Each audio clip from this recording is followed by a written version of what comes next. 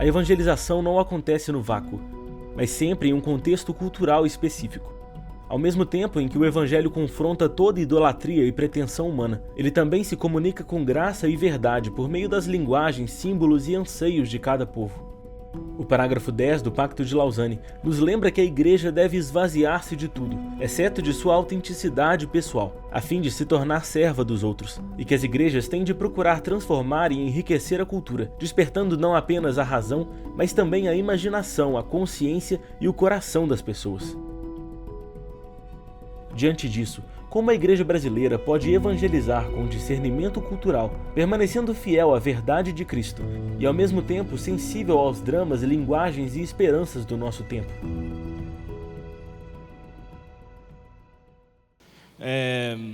Eu sei que todas as gerações têm os seus desafios particulares, mas eu só conheço a minha geração e aqui eu estou vendo pessoas de outras gerações e eu não posso dizer aqui que a nossa geração tem desafios inéditos. Tem, mas eu sei que cada um aqui, em diferentes momentos, lidou com desafios únicos. E em todos esses momentos da história, nós somos chamados a ter olhos de Jesus, para olhar para a cultura, para olhar para o mundo, e de fato fazer aquilo que o John Stott disse, e que a gente está muito acostumado a ouvir, tão acostumado que às vezes a gente esquece do real significado disso. Ouvir o Espírito e ouvir o mundo.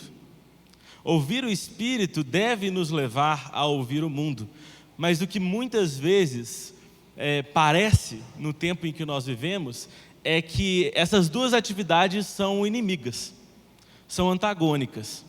Ou eu escuto o Espírito, ou eu escuto o mundo. Ou eu dou ouvidos à cultura e abraço as suas pautas de forma integral, e dessa forma eu subadapto o Evangelho à cultura, eu faço essa assimilação cultural do Evangelho, ou então eu ouço o Espírito, eu me isolo do mundo, não geograficamente, mas eu me isolo no sentido de não querer me envolver com os dilemas que a cultura está vivendo. Eu sou muito firme nos meus dogmas, eu sou muito firme nas doutrinas que eu acredito, e o mundo que se vire, o mundo que lide com isso. A gente vive nessa tensão. A gente vive essa tensão entre ouvir o Espírito e ouvir o mundo. Mas o caminho é fazer os dois ao mesmo tempo. De fato, ouvir o Espírito é ouvir o mundo. A gente pode cair nesses dois extremos. E cada um desses extremos parece considerar um aspecto do cristianismo. De um lado, nós temos aqueles que dizem estar ouvindo o Espírito, mas não estão ouvindo o mundo. E parece que eles só consideram o aspecto criacional da realidade. As normas de Deus estão visivelmente escancaradas diante deles. Nós sabemos o que é pecado, nós sabemos o que é santidade, e nós vivemos essa moralidade, muitas vezes legalista, que ignora as complexidades do mundo. Mas, por outro lado, nós temos um ouvir o mundo que passa por uma diluição do Evangelho. A gente tem ali uma compaixão diante da realidade da queda. São pessoas que conseguem enxergar claramente a realidade da queda, mas logo esquecem da realidade criacional. E nessa subadaptação começam a fazer concessões. Começam a pensar que, olha, eu estou diante de um problema muito complicado. É mais fácil eu falar que tudo isso que eu acredito não é pecado, pode fazer, e dessa forma eu resolvo o problema da cultura. E nós sabemos que isso não é verdade. Mas também essa contínua afirmação dos dogmas, sem a gente reconhecer a realidade da queda, só produz um gueto cultural evangélico barulhento. E é um gueto evangélico que prega muito sobre relevância cultural, sobre alcançar áreas de influência na sociedade, mas muitas vezes essa relevância tão almejada não é somente relevância. Por quê? Porque não existe diálogo verdadeiro. É o que o Igor falou. A gente cria ali essa postura de antítese absoluta. Nós somos uma antítese, e na antítese pura não existe diálogo. Não existe diálogo. E é claro que esse diálogo não significa uma diluição do Evangelho. É claro que esse diálogo não significa a gente abrir mão daquilo que a gente acredita para, de alguma forma, encaixar Jesus nas pautas ideológicas do mundo. Nenhum desses dois caminhos é aquele que Jesus nos chama a trilhar. Nenhum desses dois caminhos é capaz de evangelizar com verdadeiro discernimento cultural. A verdade da criação e a verdade da queda, ambas precisam ser reconhecidas pela igreja. A igreja precisa reconhecer que existe um Deus criador com normas criacionais, com um design por trás de tudo isso, e que as coisas são feitas para ser de um jeito. Existe um propósito criacional para todas as coisas, e nós precisamos reconhecer isso. Mas nós precisamos reconhecer também que no meio do caminho tinha uma pedra, tinha uma queda. No meio do caminho algo deu errado. No meio do caminho o pecado entrou. E essa criação perfeita está maculada. Essa criação perfeita está manchada. E um cristianismo que só considera a criação e está o tempo inteiro batendo em pautas que nós cristãos defendemos, esse grupo, ele não é capaz de trazer uma solução verdadeira para a realidade. Ele sempre vai tentar trazer o quê? Resoluções. De alguma forma ele vai tentar solucionar o problema sem ter que se sujar. Ele vai tentar resolver o problema da pobreza em cima da sua torre de marfim. E ele não vai tocar a realidade da queda. Isso não vai resolver o problema.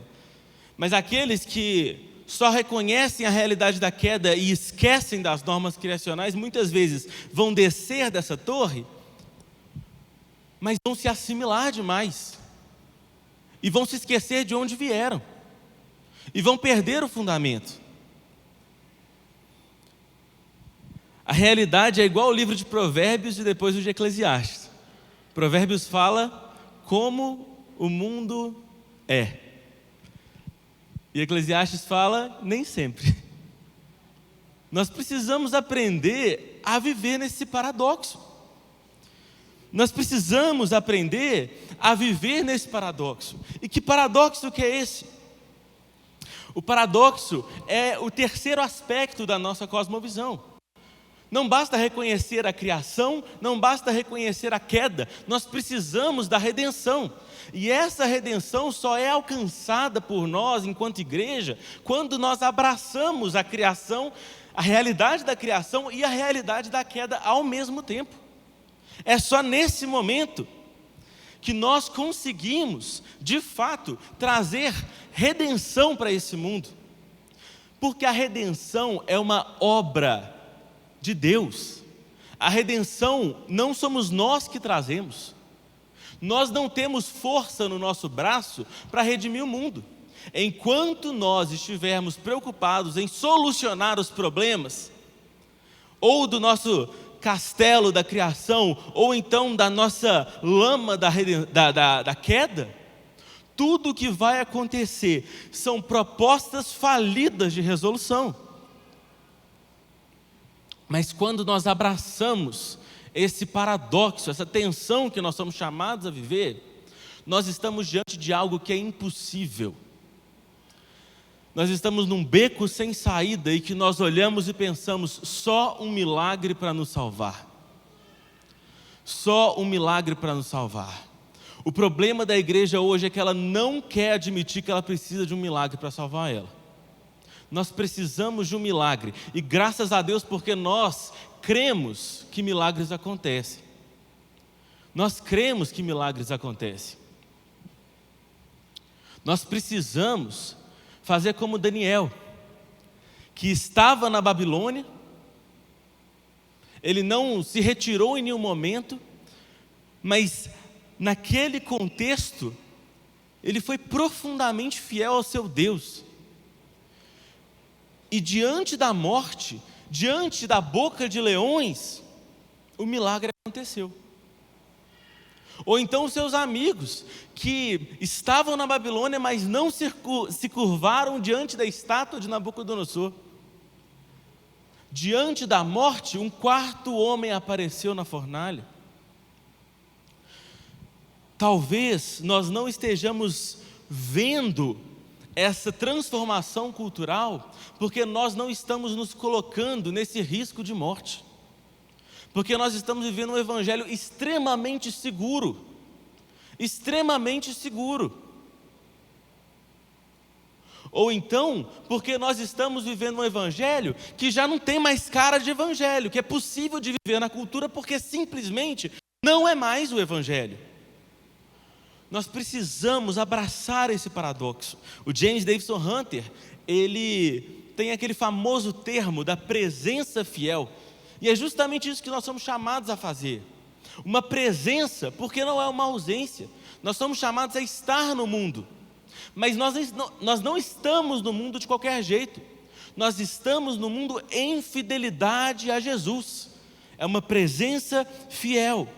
É uma presença fiel. Foi isso que Jesus orou na sua oração sacerdotal. Eu não peço para que você os tire do mundo, mas que os livre do mal. O maior exemplo disso é a encarnação de Jesus. O maior exemplo disso é o Verbo se fazendo carne. É o divino se fazendo humano. É o eterno se fazendo temporal. Temporal. Reconhecer a realidade da queda não é sobre cair na lama, mas é sobre se abaixar. Nós precisamos abaixar. Nós precisamos estar no mundo, mas sem cair no mundo. Eu ouvi em uma música uma vez o seguinte: Jesus ele curou o leproso, mas Jesus também tocou o leproso. E a cura do leproso vem através do toque que Jesus dá no leproso. E muitas vezes nós queremos curar as pessoas de longe. Nós queremos abençoar de longe porque nós temos medo de nos contaminar. A vida no mundo, a vida na cultura é um paradoxo. A vida no mundo precisa ser reconhecida enquanto impossível. Porque é só quando nós entendermos que estamos diante de uma missão que nós não somos capazes de fazer, que aí finalmente nós vamos falar o que a gente sempre deveria ter falado: Espírito Santo, me ajuda. Me ajuda, porque eu sozinho não dou conta. Para nós é impossível. Para nós é impossível. É o Espírito Santo que abre os nossos olhos para o clamor desse mundo. E é por isso que ouvir o Espírito é ouvir o mundo. Essa não é uma relação forçada que o John Stott fez. Ouvir o Espírito é sim ouvir o mundo. Ouvir o Espírito é ouvir o clamor das pessoas, porque o Espírito ele te direciona missionalmente a elas. Ouvir o Espírito é chorar como Jesus chorou. É ter a capacidade de sensibilizar com a dor desse mundo.